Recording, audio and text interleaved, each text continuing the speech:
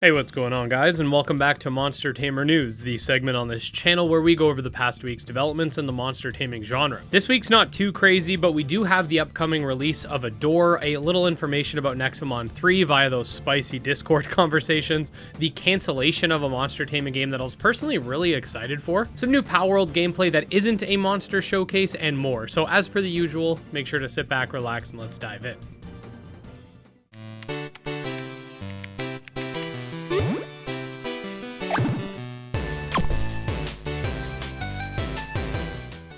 Alright, so first things first, as previously stated, we do have the release of Adore, an action combat monster taming game that's making its way to all major platforms and Steam on August 3rd. The game used to be a roguelike title, however, has ventured outside of that niche quite a bit, and now in terms of progression, sort of reminds me of something like Siralum, with a bunch of randomly generated realms that you can enter and clear out. It definitely has that action combat dungeon crawler-esque feel, with controls not too dissimilar from games like League of Legends or Diablo. I've already played the game a few times on the channel throughout its early access history, and do still have a review planned for you guys, as well as a part 2 to the initial Let's Play we put out a few days ago, so stay tuned for all that. So we have a couple of pieces of information regarding Nexomon 3, and I think this is going to warrant an entire video because there is actually a lot of information here. However, the developers did give some insights into what we can expect in terms of status conditions and puzzles. For the first, it seems that status conditions will be analog in nature, in that they aren't necessarily set on or off and will have different degrees of severity based on various factors. This is pretty cool because it can allow for an entire new dimension of battle when you consider that perhaps some monsters will have a higher aptitude for inflicting status conditions. In terms of puzzles, what was basically stated was that they don't like puzzles in a more story-oriented game. This even included games like Zelda, and the developer said that they much prefer to have mini games and stuff to that effect. So this might be an indication as to what to expect regarding Nexomon 3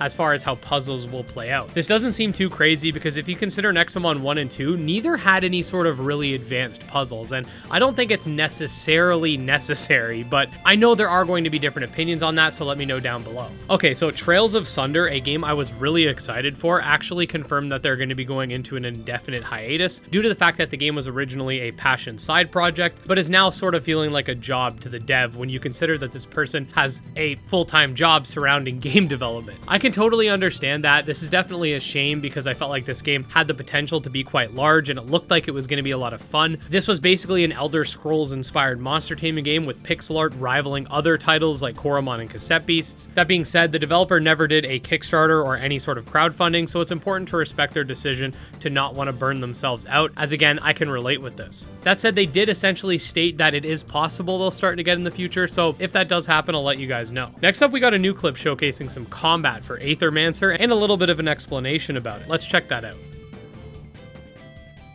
When fighting enemy monsters in Aethermancer, you have to make the best strategic choices based on your available Aether pool. That's how it works. There is Aether for all 4 elements. Monster actions require a certain amount of Aether of 1 or 2 elements.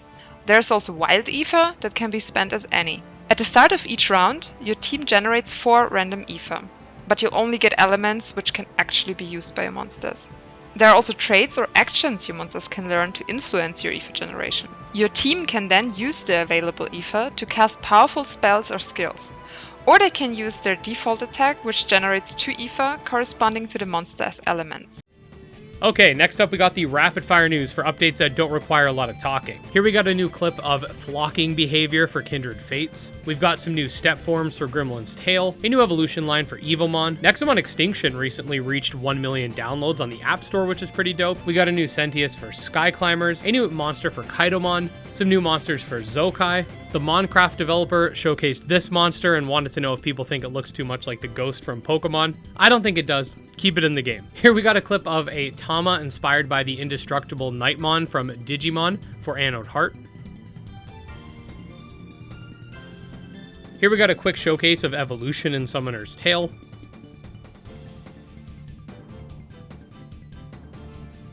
A new clip for Mythcaller the Nightmare Shaman.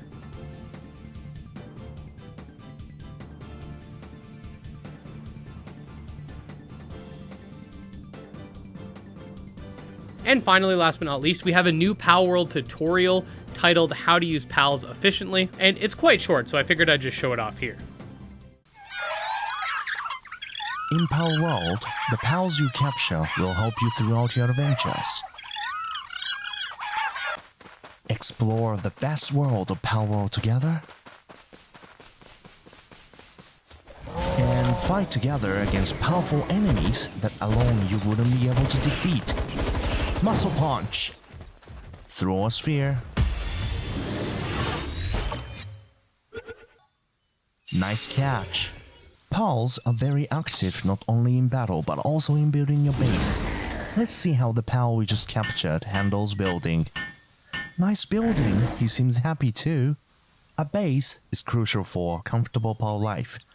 To build a great base, catch a pal and make it work. Catch a pal, make it work. Catch a pal, make it work. Catch them again and make it work. Oh wait, are you working? Creating a productive base like this is the secret to living a comfortable life in Pal World. But be careful not to overwork your pals. Goodbye. And there you go, guys. Another week comes to an end, and we definitely have a lot to look forward to. As per the usual, every single week, let me know what you guys are most excited for, games, updates, etc., and which games you want me to check out. If you want to stay up to date on all things monster taming, definitely subscribe to the channel for daily monster taming content. You can check out my Twitter, Discord, and Patreon linked below. And special thanks to the patrons, especially Jim Hamilton, Dro Ghost, Dark Persona Exodus, and Candy Marunci. And we'll see you next time. Peace.